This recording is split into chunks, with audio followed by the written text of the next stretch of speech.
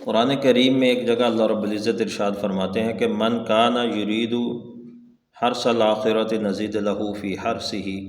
ومن کان یرید حرث الدنیا نؤتہ منہا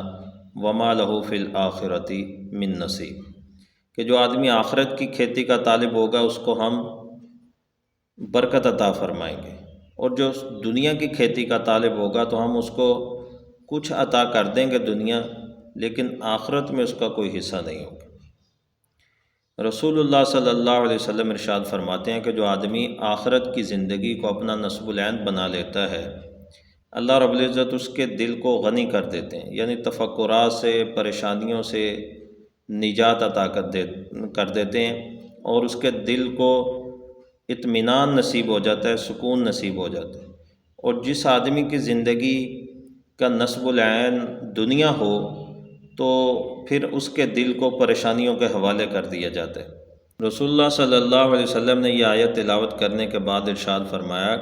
کہ حدیث قدسی اللہ رب العزت ارشاد فرماتے ہیں کہ اے ابن آدم، تو اپنے آپ کو میری عبادت کے لیے فارغ کر لے تو میں تیرے دل کو تفکرات سے، غموں سے نجات دے دوں گا، اور اگر تو ایسا نہیں کرے گا تو پھر میں تیرے دل کو غموں سے، تفکرات سے، پریشانیوں سے بھر دوں گا۔ تو